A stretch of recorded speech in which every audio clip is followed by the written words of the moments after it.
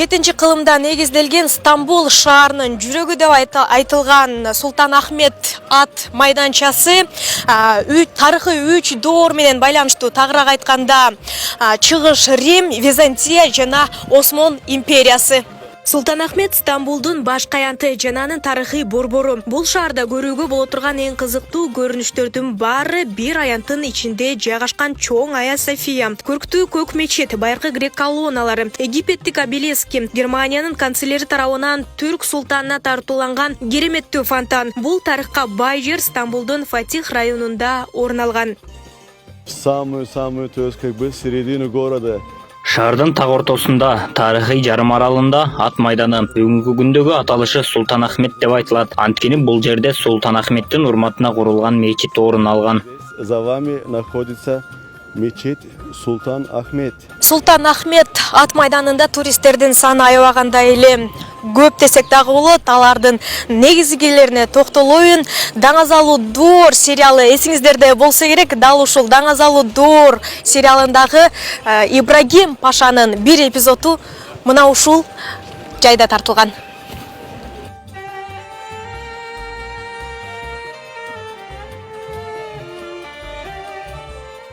Я очень люблю воду. Невероятно красивый пролив. Мен сууну аябай жакшы көрөм. Өзгөчө укмуштуудай кооз кысык. Түркия менен Орусиянын ар дайым катаал тарыхы болгон. Ошондуктан мен жергиликтүү тургундарга ыраазымын. Анткени түрктөр менен орустар бири-бири менен жакшы мамилени сактап келишет. Турки и русские хорошо общаются, поддерживают хорошие отношения. Oilam bilan kelganman. Oilam bilan sayohatga kelganmiz. Үй бүлө менен саякаттап бала айын өткөрүү үчүн келдим. Тоюм 8-inde болгон. Бул жерде Түркиянын тарыхы менен таанышып жатабыз. Азыр Султан Ахмет жана Ая Софияга барабыз. Абдан жакты саякаттап чыргадык. Түркия тарыхый кооз шаар экен. Turkiya tarixiy go'zal shahar ekan. Стамбулдун Султан Ахмет аянтында орнотулган 3 колоннанын бири Константин колоннасы деп аталат. Мамычанын курулушунун так убактысы белгилүү эмес, бирок тарыхчылар биздин замандын 4 же 5 кылымдары жөнүндө айтып келишет. Она была полностью покрыта чем? Бронзом, серебром и золотом. Колонна коло, күмүш жана алтын менен капталган болчу. Канча күн чыгып баткан учурда ипподром аянтында жаркырап турчу. Ошондуктан мына ушундай улуу аянтты куруу максат болгон. Анткени императорлор Византияны басып алгандан кийин элди ынандыруусу керек эле. Уже готовится потихоньку. Мындан сырткары аталган аянтта Египеттин Феодосий обелискиси Султан Ахмет аянтын кооздоп турат. Ал жарым-жартылай Византия ипподромунун ордуна курулган. Ипподромдун бөлүүчү дубалына Рим империясынын императору улуу Феодосийдин ысымы менен аталган Феодосийдин обелиски орнотулган. Поклоняются перед императором. Видите, на постаменте.